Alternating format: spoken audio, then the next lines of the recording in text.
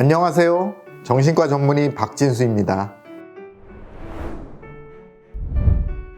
이번 영상에서는 정신과 질환에 대한 대표적인 비약물적 치료인 rTMS와 TDCS 중 과연 어느 것이 더 좋은 것인지, 치료는 어떤 주기로 진행이 되는지, 그리고 언제쯤 치료 효과가 나타나는지를 보다 자세히 알아보는 시간을 갖도록 하겠습니다.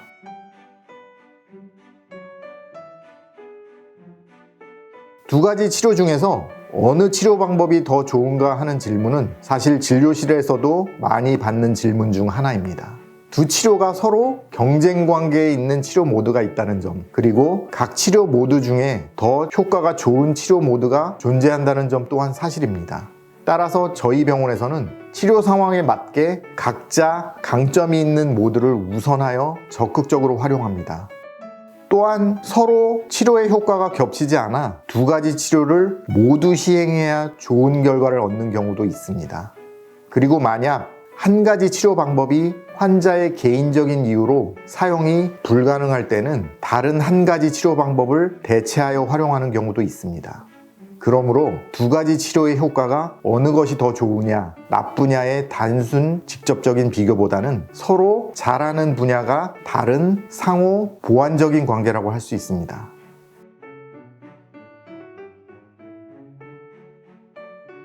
두 가지 치료 모두 각각 30분씩 시행하게 되고, 이상적으로는 매일 치료를 받으면 효과가 가장 좋고 가장 빠르게 치료가 될 것입니다. 하지만 매일 치료를 받기 위해서는 시간도 많이 투자해야 되고 상대적으로 고가의 치료 방법이기 때문에 경제적으로 조금 부담스러운 부분이 있는 것도 사실입니다. 따라서 병증이 심한 특수한 경우 혹은 개인 상황으로 인해 전체 치료 기간이 매우 짧게 허락된 경우를 제외하고는 매일 치료를 권유하지는 않는 편입니다. 약도 꾸준히 복용하는 것이 중요하듯이 이러한 비약물적인 치료도 꾸준히 치료를 받는 것이 안정적으로 치료 효과를 유지하는 데 매우 중요합니다. 그래서 치료 간격을 조율할 여력이 있는 일반적인 환자분들에게는 일주일에 한 번을 추천하고 있습니다. 일정한 요인과 시간을 정하여 일주일에 한 번씩 10번을 한 사이클로 하여 치료가 진행됩니다.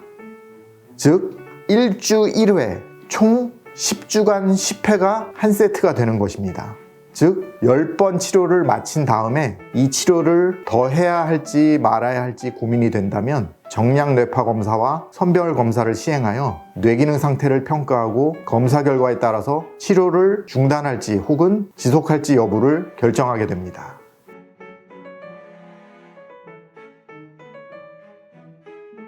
아주 예민하신 분들은 한 번 치료를 받으시고도 머리가 맑아지는 느낌이에요. 마음이 편안해졌어요. 라고 말씀을 하시기도 합니다.